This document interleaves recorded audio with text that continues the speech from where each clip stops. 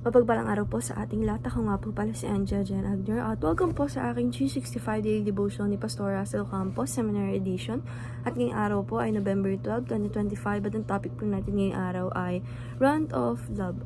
Ano ang sikretong katangian ni Jesus? And yung scripture po natin ngayong araw is Revelation chapter 6 verse 16. And just sabi po dito sa ating concept na Rant of Love.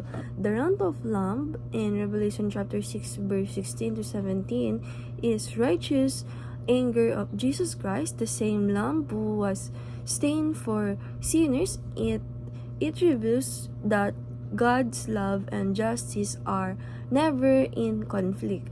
The gentle Lamb who offered himself for salvation will also judge those who reject his mercy.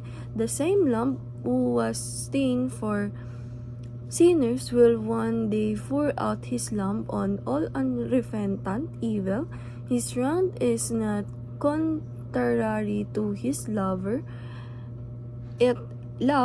it is the expression of his perfect justice against sin.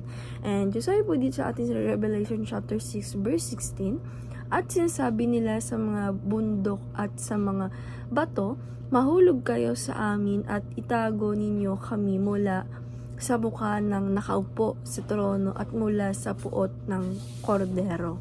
And yung sabi po dito sa ating teaching number 1, Jesus is the most loving but in the whole being in the whole universe. Sabi po dito na yung ating Panginoong Jesucristo is talagang most loving, mapagmahal talaga. Siya talaga yung mapagmahal sa buong mundo dahil nga po dun sa ginawa niya sa atin na niligtas niya tayo sa ating mga kasalanan na dapat tayo yung nagdurusa.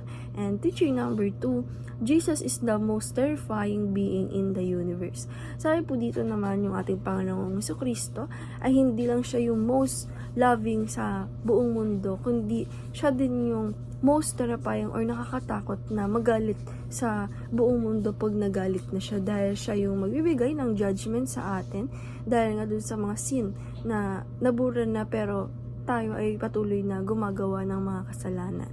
And teaching number 2 at number 3, Jesus is the Savior, Friend, Lord, Judge, and King. Sabi po dito na yung ating Panginoong Jesucristo na siya po yung ating tagaligtas, siya po ang ating kaibigan, siya po ang ating Lord, at siya din po ang Judge natin. Lalong-lalo siya ang King natin. And application number 1, look at Jesus from the biblical perspective.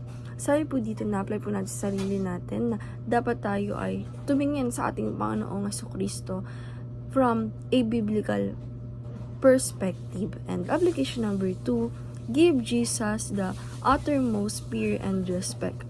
Sabi po dito na apply po natin sa sarili natin, sa life natin, na bigyan natin yung ating Panginoong Jesucristo ng pinakamalalim na respeto at pinakamalalim na takot tayo sa ating Panginoong Jesucristo. And application number 3, bless your view of Christ, love, and holiness. Sabi po dito na i-apply po natin sa sarili natin or sa life natin na dapat balance yung pagkakatingin natin sa ating Panginoong Jesucristo na nandun yung love and nandun rin yung holiness na binibigay natin sa Kanya. And dahil lang po ngayong araw, maraming salamat. God bless.